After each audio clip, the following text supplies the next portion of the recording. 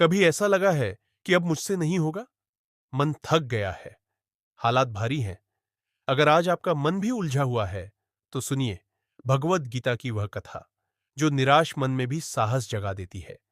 कथा की शुरुआत महाभारत का युद्ध शुरू होने वाला था। एक ओर कौरव, दूसरी ओर पांडव। रणभूमि में शंख बज चुके थे। तभी अर्जुन ने अपने ही संबंधियों को सामने खड़ा देखा। गुरु, भाई, मित्र। उसका धनुष हाथ से छूट गया। आंखों में आंसू थे, मन में डर था।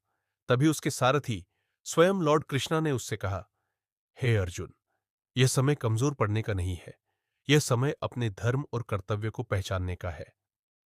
अर्जुन की उलझन। अर्जुन बोला, मैं अपने ही लोगों पर कैसे बाण चलाऊं? इस युद्ध से मुझे क्या मिलेगा? मुझे राज्य नहीं चाहिए, विजय नहीं चाहिए। यह केवल अर्जुन की बात नहीं थी। यह हर उस इंसान की आवाज है जो कठिन फैसले के सामने डर जाता है। श्री कृष्ण का गीता ज्ञान तब भगवान कृष्ण ने कहा, कर्मण्येवाधिकारस्ते मां फलेषु कदाचन।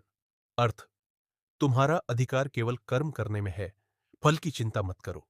कृष्ण ने समझाया, जो जन्मा है उसकी मृत्यु निश्चित है, और जो मरता है उसका पुनर्जन्म भी निश्चित है।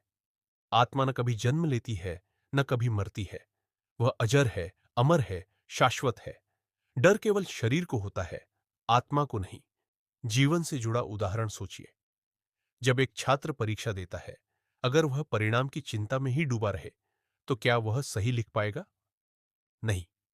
उसे केवल अपनी तैयारी और उत्तर पर ध्यान देना चाहिए। परिणाम अपने समय पर आएगा। इसी तरह जीवन भी एक परीक्षा है।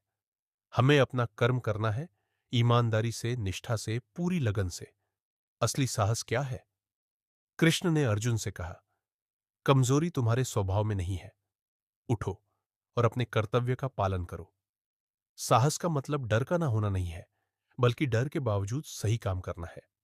आज के लिए संदेश, अगर आज आप किसी मुश्किल दौर से गुजर रहे हैं, तो याद रखिए, यह समय भी बीत जाएगा। आपका कर्म आपकी पहचान है। परिणाम ईश्वर पर छोड़ दीजिए। जब हम परिणाम की चिंता छोड़ देते हैं, तभी मन में सच्ची शांति आती है। गीता हमें सिखाती है, जीवन युद्ध नहीं, एक अवसर है। हर परिस्थिति में स्थिर रहना ही योग है। अगर यह कथा आपके मन को छू गई हो, तो इसे अपने जीवन में अपनाइए।